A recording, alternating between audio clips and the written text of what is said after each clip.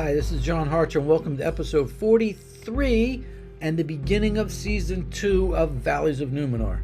This time out, we'll go back to where we left off before season 2 of Foundation premiered and finish up our look of Tarzan in the movies and TV. The 80s saw the full range of the ape man's potential, from a vehicle for a modern-day sex symbol to a film headed by the creative forces behind several recent Oscar winners to a TV movie with a former movie idol.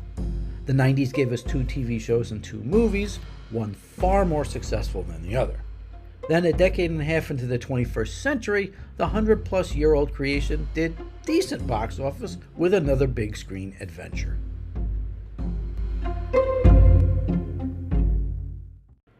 Episode 43, Tarzan of the Movies and TV, 1981 through today. Technically, season 2 of the show started back at the end of August, beginning of September, but since we were smack in the middle of the Foundation recaps, I didn't think we needed to break them up over 2 seasons.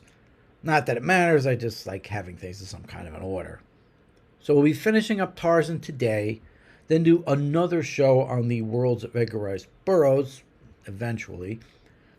We'll have another Halloween special dealing with a different series of films, this time a series from overseas. I was planning on doing something on the new Dune film, but thankfully it got pushed back to March because I still need to get my books out of the attic. I got one of the missing volumes of History of Middle-earth. I still need to get the other 2, and Nature of Middle-earth, so I'll probably hold off on doing anything on those. With the recent relaunch of the Conan the Barbarian comic, I'll probably do an episode on that, then maybe do some videos on the new series. I'm a little behind there. That actually started back at the end of July, beginning of August. I'll look to do a recap of the first story, then try to do it issue by issue going forward. The Netflix deal that they were working on for Conan is now dead again, so we're probably a ways off from another big media project. So otherwise, I'll just kind of play it by ear and see what comes up. So when we last left our ape man, he was basically stuck on the weekends on CBS Saturday morning with the cartoon and Saturday and Sunday afternoons with the movie reruns, mostly the Weissmullers. Then Tarzan was going to be the subject of a big screen revival, but the driving force behind it was quite different than what Saul Lesser or Cy Weintraub was looking to do when they got a hold of the property. The director will be a former actor-turned-director as a vehicle for his wife, who helped almost single-handedly revive Ravel's Bolero in the popular culture. I'm talking about John and Bo Derek. John Derek had an interesting life. Gonna have to be careful about this so as not to turn on the explicit button. I'll try to be discreet. He was born in 1926 as Derek Harris and was in the military towards the end of World War II. Near the end of the 40s, he broke into the film industry. After doing a few films as an extra, he made his credited debut as John Derek opposite Humphrey Bogart in Knock on Any Door. He followed that up with an appearance in that year's Oscar-winning Best Picture, All the King's Men. From there, he kind of got stuck in B-roles for the first half of the 50s and did some TV. That changed in 1956 when he played Joshua in Cecil B. DeMille's The Ten Commandments, which has gone on to be his most famous role, acting anyway. You can see him on TV every year at Easter. Unfortunately, it didn't provide his career the boost it probably should have. He fell back into the B pictures with his last major film role being in Otto Preminger's Exodus in 1960. But by that point, his life off-screen was far more interesting than what was going on in front of it. Around the time he was working on the Ten Commandments, he met a young actress who just emigrated from Europe looking to break into the business. He was married at the time to another immigrant, ballerina Patty Bears, with whom he had 2 children. But he was smitten with the 19-year-old Ursula Andress and ended up leaving them for her. Maybe he was offset when they shot the "Thou shalt not commit adultery" scene in the Ten Commandments. He drifted away from acting and became interested in photography. It may have been one of those photos that brought Andress to the attention of producers Albert Broccoli and Harry Saltzman, who hired her to star opposite an actor who'd appeared in an earlier Tarzan film named Sean Connery in the first of the James Bond films, Dr. No. The film helped shoot her to stardom, which inspired Derek to get back into the business as an actor-director. The pair made 2 films together, Nightmare in the Sun and Once Before I Die. The second was his last as an actor and has several ties to Tarzan already.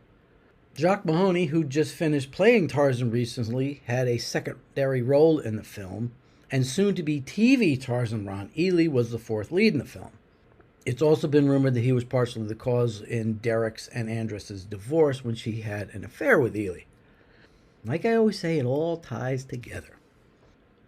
After that, Derek took up with the star of the TV Western The Big Valley, Linda Evans.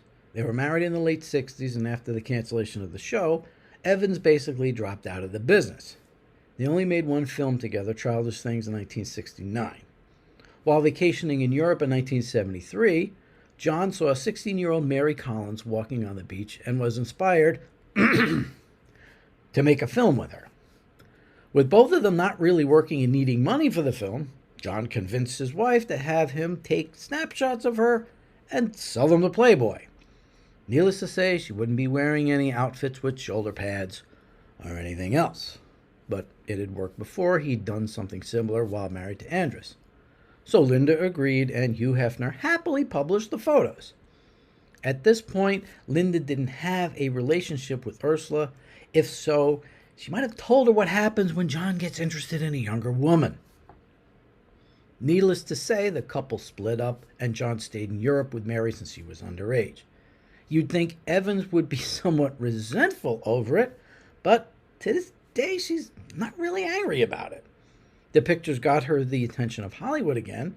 At first, she only ended up doing things like Avalanche Express and the MST3K Classic Mitchell, but those and other TV roles ended up helping her get the role of Crystal Carrington on Dynasty, so for her it worked out. John and Mary stayed in Europe until she reached 18 and returned to the United States. They'd gotten married and decided to change her name to Bo Derek. She made her film debut in 1977's Orca opposite Richard Harris, who we'll hear from in a few minutes. But it was her next film that cemented her in the public's consciousness when she played Dudley Moore's beaded-haired object of lust in Blake Edwards' 10. Based on her notoriety from that film, the 1973 film Fantasies that they had made earlier was finally released. No one saw it, but it finally made it out. This inspired the pair to take on a new project, a remake of Tarzan the Ape Man. The film would change the focus from Tarzan to Jane, which, frankly, the original 1932 film did anyway. They first cast the guy who played Sylvester Stallone's brother in his directing debut, Paradise Alley. Anybody remember that one? But unfortunately, he got injured. They then went with his stuntman, but he ended up going in the hospital for surgery. So they ended up going with a young actor named Miles O'Keefe. It would be his first film, so he wouldn't have to speak all that much. He just needed to look the part, and as a former football player, he did that in spades. The story basically follows the plot of the 1932 film, and for good reason, more on that in a bit. The opening does show it to be a little bit more of a Jane-centric film when she shoots an intruder right before the opening credits.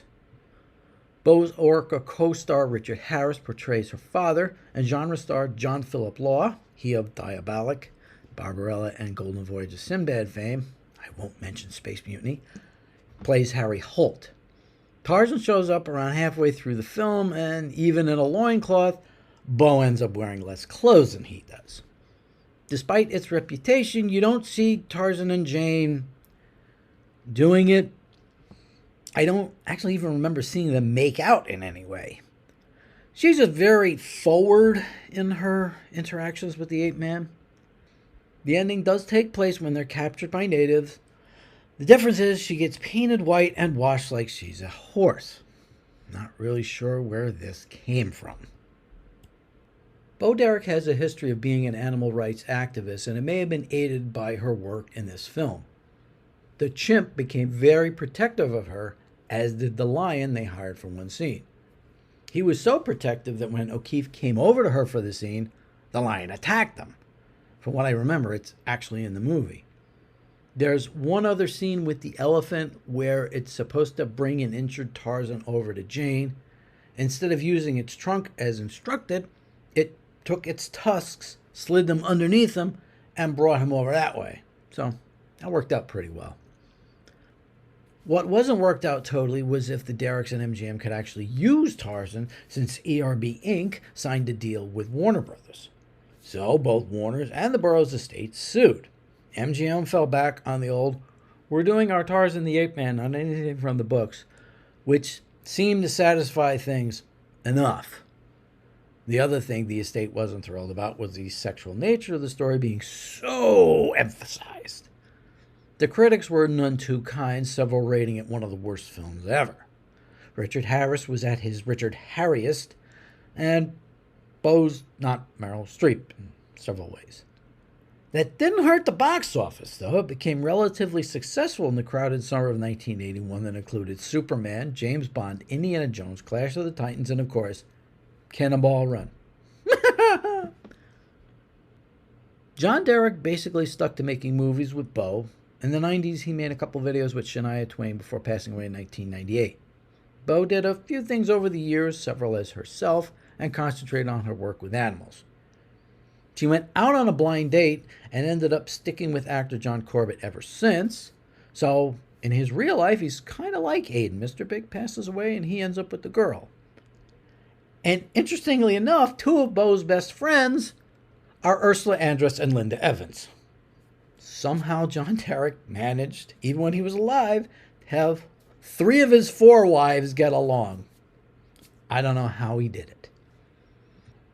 Now, Miles O'Keefe was able to latch onto the sword and sorcery craze in the 80s thanks to the success of Conan the Barbarian. Within a year or so of that film's release, the market got flooded with every kind of knockoff imaginable. One of them was Ator the Fighting Eagle, which had O'Keefe battling bad guys on a giant carpet made up to look like a spider. They actually ended up making 2 sequels to it, both of which basically came and went.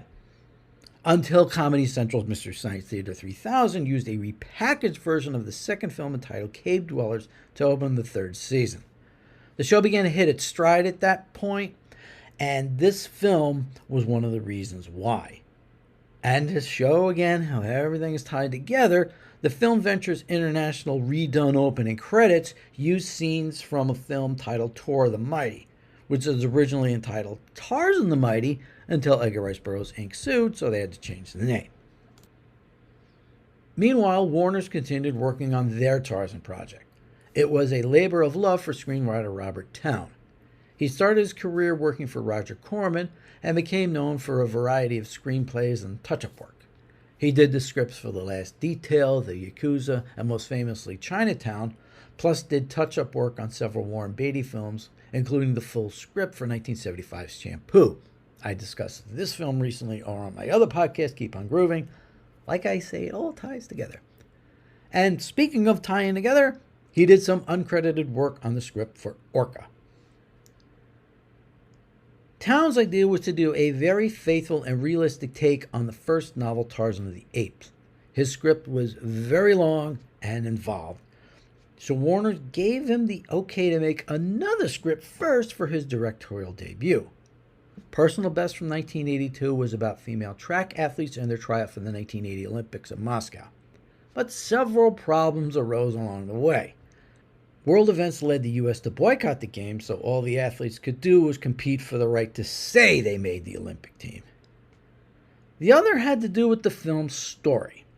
In it, Mariel Hemingway tries to make the team and ends up in a romantic relationship with one of the other women trying out.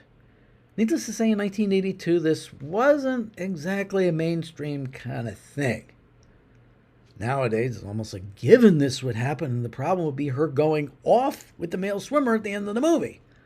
But things were different, and so was the audience. Add on to this, Towne went way over budget making the film, so when it didn't light up the box office, Warner's had a loss on their hands. So there was no way he was going to make a big budgeted Tarzan picture now. When Warner Brothers went to look for another director, Towne took his name off the script and credited it to P.H. Vazak, the name of his dog. As a replacement, the studio went with Hugh Hudson, who just had a big success with another film about athletics, 1981's Best Picture Oscar winner, Chariots of Fire. He lined up a number of well-known British actors in the cast: James Fox, Nigel Davenport, Paul Joffrey, Richard Griffiths.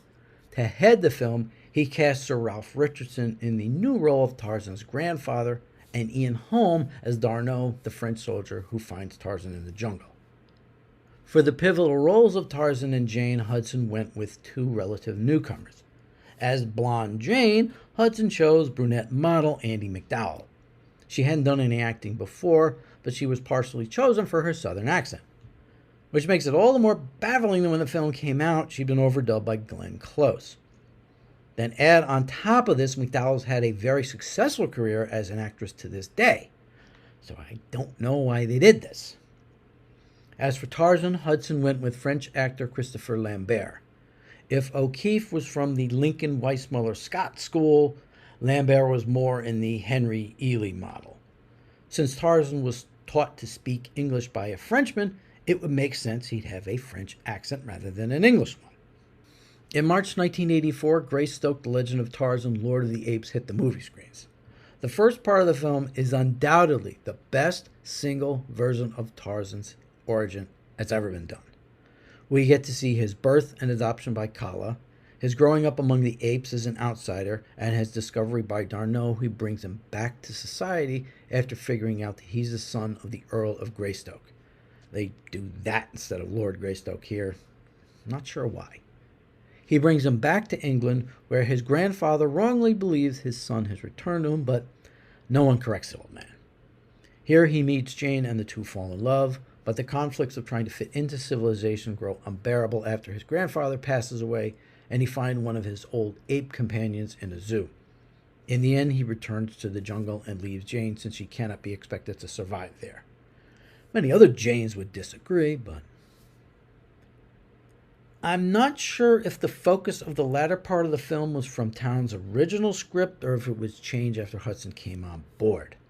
It's well done, but it's a matter of expectations. We know Tarzan and Jane end up together, and back in those days, there was no guarantee the story would continue in a sequel, bringing it to the conclusion we expect. And in this case, it didn't. I would have loved to have seen Lambert, Holm, and MacDowell do the return of Tarzan in the more realistic style of Greystoke. But it didn't do too well at the box office. It actually made more than Tarzan the Ape Man, which for a spring film is very good, but the budget was a very big for the time $30 million. It also probably didn't help the film was edited down at the last minute, let alone being pared down from Towne's original script. The premiere print looks to have been around 142 minutes. When I saw it in the theaters, that version was around 126 minutes or so. The one you could see on the streaming services and on HBO and DVD and Blu-ray, that one is 136 minutes, including a fire scene that was prominent in the trailers but missing in the originally released version. I have to say the trailer for it, using Holst Mars, Bringer of War, is really awesome. It does make you look forward to seeing this film. The film did get some good reviews and was nominated for 3 Oscars, including one for Ralph Richardson, who passed away before its release, and one for the dog P.H. Vasak for Best Adapted Screenplay. Go figure. And in retrospect, it's sort of become the default version of Tarzan's origin. Without being direct sequels, 2 later films tangentially refer to it. We'll talk about those in a bit. As mentioned, Andie MacDowell went on to have a very successful career as an actress and spokesmodel. Probably her high point was being the object of Hugh Grant's affections in 4 Weddings and a Funeral. Lambert also ended up in another iconic role as one of his own creation. In 1986, he played the immortal Connor MacLeod opposite Sean Connery in video director Russell Mulcahy's Highlander. Between Mulcahy's unique video style and Queen's totally awesome music on the soundtrack, it ended up spawning several sequels and a long-running TV show. Would have liked to have seen him take on the role of Tarzan again back then, but didn't happen. So that was it for Tarzan on the big screen for a while. On the small screen, he got some visibility in a bit of a funny way. Kevin Nealon played the Ape Man along with John Lovitz's Tonto and Phil Hartman's Frankenstein's monster, done as 3 characters who weren't versed in the use of pronouns in a series of sketches on Saturday Night Live. They're actually pretty funny. In 1989, CBS aired Tarzan in Manhattan, which wasn't exactly a remake of Tarzan's New York adventure. Tarzan comes to Manhattan to track down a big game hunter played by Jan Michael Vincent and gets help from cab driver Jane and her former cop father, played by Brooklyn actor Bernie Schwartz, using his better-known name Tony Curtis. Tarzan was played by unknown Joe Lara, who thought it was probably a one-off. Little did he know the ape man would come calling again. The movies kept Tarzan at bay for most of the 90s, but TV wanted more of the Lord of the Jungle. In 1991, Tarzan hit the small screen once more, this time played by blonde Wolf Larson. This time out, he was a sort of environmental activist working with French ecologist Jane to keep the jungle safe. As someone else once said, "Do not bring your evil here." It ended up running for 3 years, just not in the United States. It was only syndicated overseas, for now. After that ended, another production company decided to try their hand at a Tarzan show, this one entitled Tarzan the Epic Adventures. This show would actually use some of the elements of the original stories, including in the pilot film, which used pieces of The Return of Tarzan and At the Earth's Core. Now there's a combo.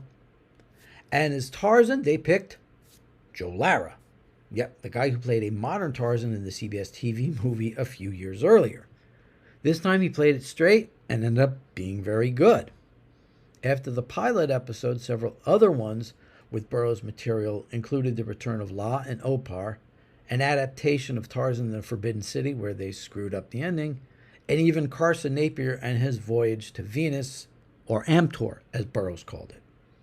They even spent money on merchandising. I remember going into Toys R Us and finding Tarzan the Epic Adventures action figures, including a plant man from Gods of Mars. Needless to say, we never saw him go to Mars. Despite a strong effort, a lot of the episodes did have that cheesy mid-90s look to them. Think Hercules or Xena. There were plans to continue the series into a season 2 without Lara, but it ended up being canceled.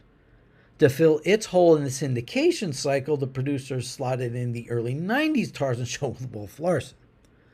Lara unfortunately perished in a plane crash a few years back. This show was a missed opportunity, but I enjoy watching it when it pops up on the streaming services. It's there pretty regularly. By that time, the movie studios decided it was time to bring The Lord of the Jungle back to the big screen. And once again, two companies had competing projects, one of them, again, being Warner Brothers. And once again, Warner's ended up getting the short end of the box office. In April 1998, Tarzan and the Lost City hit movie screens. Once again, it had a more sleek Tarzan in the form of Casper Van Dien, who'd made a mark a year before as the star of Paul Verhoeven's version of Robert Heinlein's Starship Troopers. As Jane, they made it easy and selected an actress of that name, Jane March. She got attention several years earlier, starring in a couple of sexually charged films, but there was none of that here. Opar is brought back into play, but in more of the sense of the old RKO Lex Barker films. Now, the interesting thing is it takes place right before Tarzan and Jane's marriage, but it kind of obliquely sort of references Greystoke's Tarzan's origin. But otherwise, the film didn't leave much of a mark, barely making $2 million, which came nowhere close to its modest $20 million budget. The other film would be an animated project by what was at that time the gold standard in animation. Disney Studios had a rough patch from the late 60s after The Jungle Book. Probably the highlights were 1973's Robin Hood and 1977's The Rescuers. Then in 1989, they released The Little Mermaid, which was soon followed by Beauty and the Beast, Aladdin, and The Lion King, which put the studio back on top. This allowed them to develop projects that may have been a bit of a stretch. One of them was an animated version of Tarzan with good old anthropomorphic animals talking. Following off getting Elton John to do the music for The Lion King, Disney got Phil Collins to do songs for this film. Admittedly, it was a bit after Phil's peak in the early 90s, but it was still a big get. The voice cast was a combination of newer stars and veterans. Tony Goldwyn, grandson of Sam and the bad guy in Ghost, got to play the hero here as the voice of Tarzan. Minnie Driver voiced Jane. Nigel Hawthorne played her father, Professor Porter. And Lance Hendrickson did Kerchak, Tarzan's not-so-happy foster father. King Voltan and Boss Nass himself, Brian Blessed, did Clayton, Tarzan's cousin, and in this version, the out-and-out villain. The comic relief will be handled by Wayne Knight as Tantor the Elephant. Hello, Tantor. And Rosie O'Donnell as a reimagined version of Turkaz named Turk. Why didn't they just use a coot from one of the other books instead of the character who nearly ripped Tarzan's scalp off? And in a connection to a previous Tarzan film, Glenn Close, the voice of Jane and Greystoke, did Kala, Tarzan's adopted mother. The story was pretty much the first 2/3 of Tarzan and the Apes, just Disney-fied a bit. The one major change from the book was that Kala does not get killed here. Guess Disney thought they'd covered that ground pretty thoroughly before. In another tie to Greystoke, they play up Tarzan's relationship with his father to the point of when he loses him, sorry, spoilers, it really affects him. Otherwise, you kind of know what to expect. Tarzan surfed the trees more than swung on vines, but it was among the more successful of the post-Lion King films before Pixar really took over by the turn of the century. Now, they didn't start handing out the Best Animated Feature Oscar until a year or so later, but the film did get the Academy Award for Best Original Song for Phil Collins' You'll Be in My Heart. It was a long time coming for the Genesis drummer. Back in 1984, he'd been nominated for Against All Odds, but was turned down for a performance on the show by Academy President Gregory Peck. He sent Mr. Connors, yes, Mr. Connors, a note and said they appreciated the offer but didn't think he was well known enough to be on the broadcast.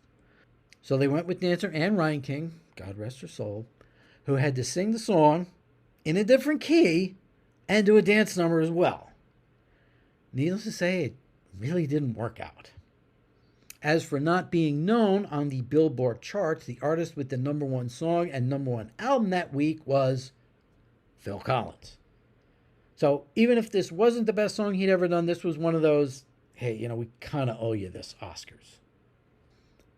The film was successful enough for Disney to ramp up the marketing arm and create a TV series, Legend of Tarzan, to air as part of the Disney block on UPN. Remember them? It took place after Tarzan and Jane's marriage and ended up using a lot of the characters from the early books, like Robert Candler, Nicholas Rokoff, Hazel Strong, La, and Samuel Philander.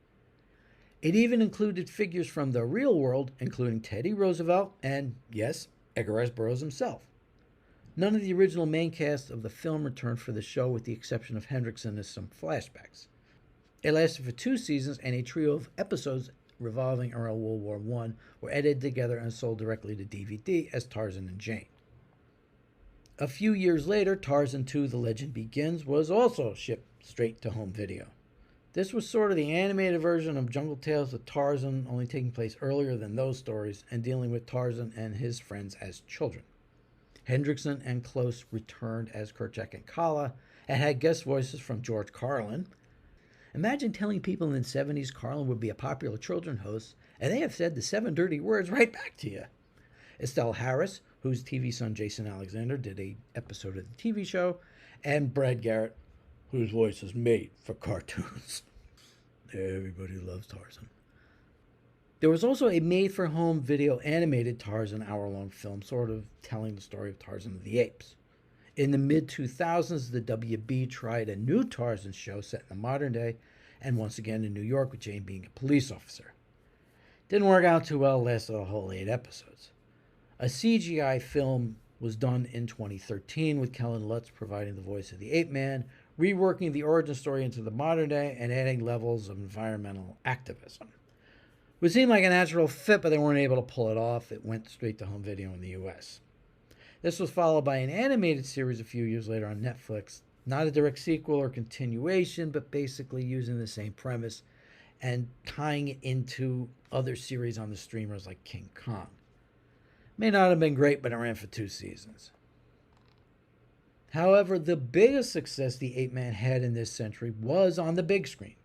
2016's Legend of Tarzan, not to be confused with the Disney show, kind of gave Warner Brothers the box office success they've been hoping for the past 30 years. Now, it wasn't a great big blockbuster, and in the end may have barely only broke even, but the fact that it hit the top 5 its debut weekend was as good a sign as any they could get.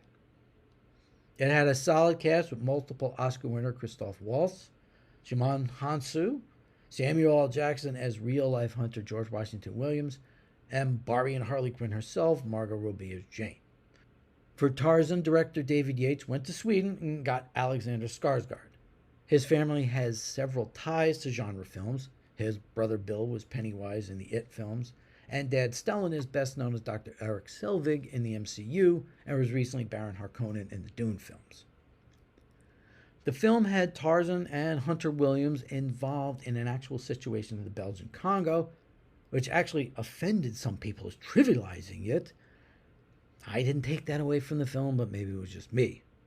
Also involved is the tribe of the Leopard Men led by Mbanga, two concepts that came from the books and melded together. When the cast was announced, people thought Walls was going to play D'Arnot, but ended up as the bad guy. Again. However, when the flashback occurs showing where Tarzan and Jane met, it does resemble a sort of multiverse version of Greystoke. It looks like that film, but obviously shows a totally different version of events. At the end, we see Jane give birth, not on screen, to Korak, so for the first time in almost 100 years, Tarzan's natural-born son showed up on screen. Like I said, the film did relatively well at the box office, all things considering. The issue was the budget, which ended up coming in close to $200 million. So they needed to make overall something north of $400 million, which they fell just short of. But what it did show was that there is an appetite out there for the Lord of the Jungle if done correctly, which I think this film generally was. It might become a hit. Sony is in fact taking that gamble, getting the rights to Tarzan and developing a new project.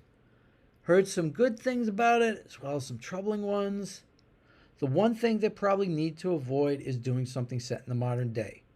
Cy Weintraub was able to pull that off with his projects back in the 50s and 60s, but not since. Here's hoping for the best. So that's basically it for now. Over the 3 episodes here, we've gone through over 100 years of Tarzan in the visual media. Quite a lot of ground, and there's more to come apparently. But he wasn't the only Burroughs creation to hit the big and small screens. We'll talk about those in a future episode, but next time we'll have this year's installment of the Valleys of Numenor Halloween special. We'll be doing another film series, this time from a foreign country that's left a big impression on the industry.